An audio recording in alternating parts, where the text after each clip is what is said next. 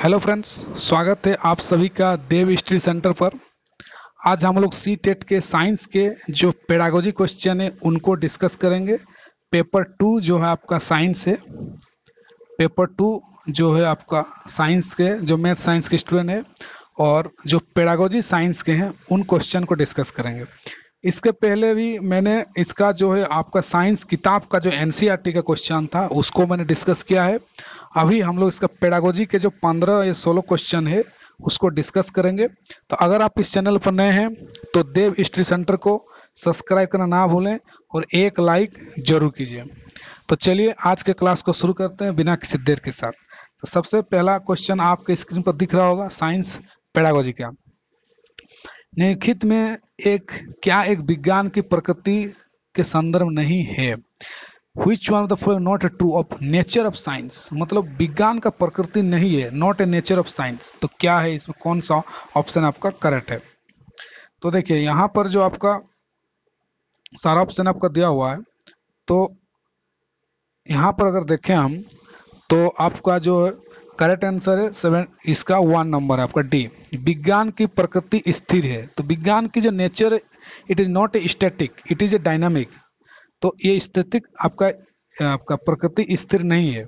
तो 1 नंबर इसका आपका करेक्ट, संदर्भ सही नहीं बोला तो 1। बाकी जो आपका ऑप्शन जो आपका करेक्ट है, विज्ञान जो आपका हमेशा अस्थायी होता है, करेक्ट है। विज्ञान संदेहवाद को बढ़ा देता है, विज्ञान एक रचना का करते, बाकी सारा सही है। ये आपका डी नंबर आपका नहीं होगा। तो 1 नंबर इसका करेक्ट आंसर है। आगे बढ़ते हैं, नेक्स्ट क्वेश्चन। निम्नलिखित में किसका विकास विज्ञान के द्वारा होता है? मतलब which of the following are developed by science? किसके द्वारा, किससे, अगर आप साइंस पढ़ते हैं तो क्या क्या डेवलपमेंट आपके अंदर होता है, साइंस के द्वारा क्या क्या डेवलपमेंट होता है? तो देखिए इसका जो आपका 78 का करेक्ट आंसर है वो आपका 3 नंबर है, आपका 3 नंबर है। तो 3 नंबर कैसे, ए बी सी। इक्विटी जो है आपका ये डेवलप होता है, साइंटिफिक एटीट्यूड आपके अंदर आता है, साइंटिफिक टेम्परमेंट आपके अंदर आता है, और जो डी ऑप्शन होगा ये आपका नहीं होगा, स्थायी मानस प्रवृत्ति। स्टैटिक माइंडसेट, मतलब आपका माइंड स्थिर रहेगा, स्टैटिक ये आपका नहीं होगा। ये आपका साइंटिफिक नहीं, ये आपका स्टैटिक नहीं होता, ये आपका डायनेमिक होता है। तो आपका करेक्ट आंसर आपका ए बी और सी होगा। इस तरह का सी नंबर आपका करेक्ट आंसर होगा। बढ़ते हैं अगले क्वेश्चन की तरफ। एक विज्ञान शिक्षक की भूमिका होनी चाहिए। The role of a science teacher should be. मतलब अगर एक विज्ञान शिक्षक आप हैं तो आपकी क्या भूमिका होनी चाहिए क्लासरूम में? तो इसका जो आपका करेक्ट आंसर है वो है आपका 1 नंबर।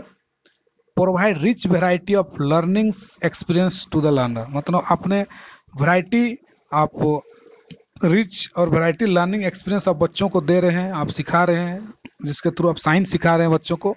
तो आपका 1 नंबर आपका करेक्ट आंसर है। बढ़ते हैं अगला क्वेश्चन।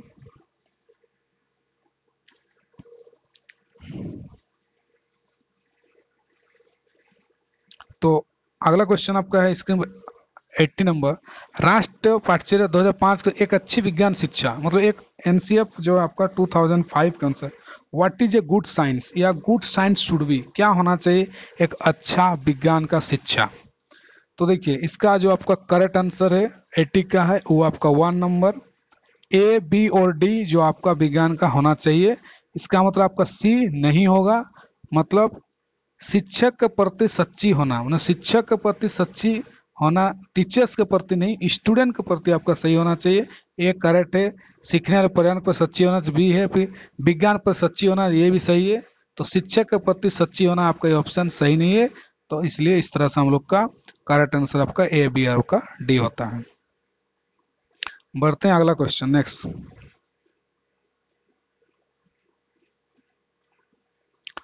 बच्चे के अपने क्षेत्र के लोगों में वायु प्रदूषण के स्रोतों की जागरूकता एवं सर्वे का संचालन करना। कौन सी आपका संज्ञात्मक प्रक्रिया उपरोक्त सीखने के उद्देश्य से रेखांकित क्रियाकलाप संचालन करने सबसे अधिक संबंधित होगा? मतलब आपको वायु प्रदूषण कहाँ कहाँ से फैलता है उसके प्रति आपको जागरूक अभियान चलाना है। तो इनमें कौन सा प्रोसेस जो है, संज्ञानात्मक प्रोसेस जो है सबसे बेस्ट आपका होगा? तो इसका जो करेक्ट आंसर है वो आपका 3 नंबर, क्रिएटिंग सृजन करना, आप सृजित करके कुछ चीज़ आपको दिखाएंगे, करके दिखाएंगे कि यहाँ यहाँ से आपका प्रदूषण फैल रहा है, क्रिएट करके दिखाएंगे कि अगर आपने कागज जलाया या कूड़ा कचरा को जलाया तो आपका वायु प्रदूषण आपका फैला। तो इस तरह से आप करके क्रिएट करके दिखाएंगे तो आपका इस 3 नंबर आपका करेक्ट आंसर होगा। आगे देखते हैं। देखिए कौन सी युक्ति विज्ञान शिक्षण अधिगम सीखने वाले को शामिल करने के लिए सबसे उपयोगी हो सकती है। Which of the following strategy can be the best most appropriate for involving learner in the teaching learning? तो टीचिंग लर्निंग में क्या आप इन्वॉल्व करेंगे जो सबसे आपको बेस्ट होगा साइंस पढ़ाने में। तो देखिए यहाँ पर जो आपका जो करेक्ट आंसर है 82 का, वो है आपका 3 नंबर ऑप्शन। सबसे पहले छात्र को सीखने में जोड़ने पर काज करना। तो सबसे पहला काम जो आप साइंस पढ़ा रहे हैं बच्चों को, सबसे पहला काम करेंगे कि बच्चों को आप इंगेज करेंगे the learner first, working on engaging learner. बच्चों को पहले आप इंगेज करेंगे, उसके बाद आपको किताब पढ़ के सुनाएंगे, डाउट क्लियर करेंगे, आपका उनको इनकरेज करेंगे, ये बाकी काम होगा। पहले तो आप सबसे पहले छात्र को सीखने में जोड़ने पर काज करेंगे। सबसे फर्स्ट काम आपका जो सेट इंडक्शन होता है, आपका बच्चों को पहले आप वर्किंग जो है आपको इंगेज करेंगे आप उस चैप्टर के प्रति। तो इस तरह से 3 नंबर का करेक्ट आंसर है। बढ़ते हैं अगला।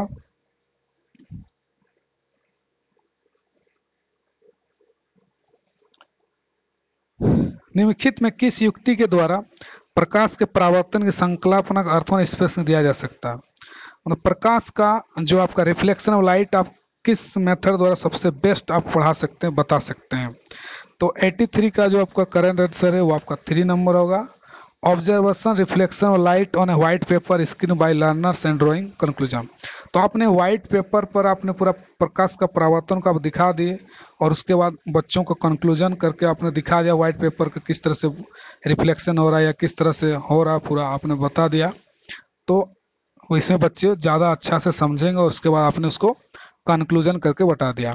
तो 83 का आपका 3 नंबर जो आपका सबसे बेस्ट है उसका आपका होगा ये प्रकाश का परावर्तन पढ़ाने का। नेक्स्ट है 84 नंबर, विज्ञान क्षेत्र में भ्रमण क्यों आप होते हैं, मतलब फील्ड विजिट क्यों इंपॉर्टेंट है आपका विज्ञान पढ़ाई में। तो इसका जो आपका करेक्ट आंसर आपका 1 नंबर होगा। ये अपने हाथ से काज करने के अनुभव को प्रदान करते हैं। हाँ, this provide hand on experience to the learner. तो इसमें क्या होगा कि बच्चे हाथ से आपका जब फील्ड पर जाएंगे हाथ से देखेंगे, हाथ से टच भी करेंगे चीज़ों को, तो उससे उनको ज़्यादा एक्सपीरियंस और लर्निंग बाय डूइंग जो है आप कहते हैं हम लोग, तो वो चीज़ उन लोग को ज़्यादा सीखने को मिलेगा। तो 1 नंबर इसका करेक्ट आंसर। 85 में कौन सा साधन बाल केंद्रित आकलन के लिए है। Tool is for learning learner centre assessment. इनमें से कौन सा है आपका जो होगा। तो देखिए 85 का जो करेक्ट आंसर आपका 2 होगा। ए, बी और डी। ए पोर्टफोलियो भी है आपका पोर्टफोलियो, बी आपका अवधारणा मानचित्र कंसेप्ट मैपिंग होगा और डी आपका जर्नल होगा। पेपर पेंसिल टेस्ट आपका ये आपका जो है चाइल्ड सेंटर में आपका नहीं आता है। तो आपका 2 नंबर आपका करेक्ट आंसर। विज्ञान में सीखने से आकलन assessment as a learning science means क्या है।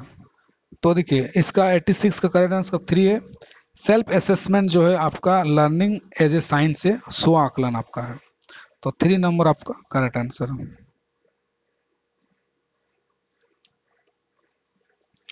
अमृता को विद्युत परिपथ व्यवस्थित करने का प्रयास कर रही है, उसके पास पर्याप्त संख्या में संयोग तार नहीं है। परिपथ को पूरा करने के लिए वो नीचे दिए पदार्थों किसका उपयोग कर सकती है। तो वो एक विद्युत परिपथ अपना बनाना चाहती है, अपना विद्युत परिपथ, लेकिन उसके पास कुछ तार नहीं है, तो उसको किससे वो जोड़ सकती है। तो देखिए इसमें तो जो सुचालक कुचालक है, आप स्टील का तार को हम लोग यूज कर सकते हैं, मोटा धागा, कांच का छड़, ये सब धातु है। तो जो धातु है स्टील का तार को हम उसको ज्वाइंट करके इसको एक विद्युत परिपथ बना सकते हैं। तो इस तरह से आपका 2 नंबर आपका करेक्ट आंसर है। आगे देखते हैं नेक्स्ट 88। ये आपका क्वेश्चन नंबर 10 का प्रकाश चैप्टर लाइट चैप्टर से क्वेश्चन एनसीईआरटी उठाया है आपका लाइट चैप्टर, और इमेज फॉर्मेशन कैसे चित्र बनता अवतल दर्पण के पूछा है। तो इनमें से सही कथन कौन सा आपको पहचाना है। तो इसका जो करेक्ट आंसर आपका 2 होगा। अवतल दर्पण जो आपका सीधा प्रतिबिंब भी बनाता है और उल्टा प्रतिबिंब आपका बनाता है, सीधा बनाता है और उल्टा बनाता है अवतल दर्पण आपका। तो इस तरह से आपका करेक्ट आंसर 2 होगा। आगे देखते हैं। ये क्वेश्चन एक तो काफी इजी क्वेश्चन आपका दिया है। ये क्वेश्चन जो आपका 10 क्लास में भी है, आपका 8 क्लास में भी है, आपका एसिड बेस जो है अम्ल क्षार लवण चैप्टर में आपका 10 क्लास में दिया है। कई सारे अम्ल का नाम है, उसमें से ये कौन सा तत्व चीज में कौन सा एसिड पाया जाता है। तो देखिए चींटी का डंक में आपको पता होगा आपका फॉर्मिक एसिड पाया जाता है, फॉर्मिक एसिड। तो और भी सारे बहुत सारे ऑक्जेलिक अम्ल टमाटर में पाया जाता है, एसिटिक अम्ल आपका सिरका में पाया जाता है ना। तो आपका 2 नंबर करेक्ट है इसका। इसके बाद एक आपका न्यूमेरिकल क्वेश्चन दिया हुआ, ये किसी किताब में आपको उठाया है। किसी ईंधन के 3.7 को पूर्ण दहन पर 1.65 इतना जूल प्राप्त होती है, तो मानक कितना ईंधन का मान कैलोरी में कितना होगा। तो देखिए इसका जो आपका करेक्ट आंसर आपका 1 नंबर होगा, ये आपका 45,000 आपका कैलोरी मान होगा, ये वाला। तो इस तरह से हम लोगों ने जो पेडागोजी के सारे क्वेश्चन को हम लोग डिस्कस कर लिया। साइंस के जितने भी इंपॉर्टेंट के पेडागोजी क्वेश्चन है हमने डिस्कस किया। साथ ही में आप मेरे टेलीग्राम चैनल देव स्टडी सेंटर से आप जुड़ सकते हैं। वहां से आपको कई सारे नोट्स आपको मिलेंगे, सीडीपी के नोट मिलेंगे आपको, हिंदी सीडीपी के, फिर आपके साइंस के नोट भी काफी बहुत सारे वहाँ शेयर किए हुए हैं, सारा आपको वहाँ से नोट्स मिल जाएंगे। तो लास्ट में आप चैनल को सब्सक्राइब करना और लाइक करना ना भूलें। मिलते हैं किसी और वीडियो के साथ। Thank you so much.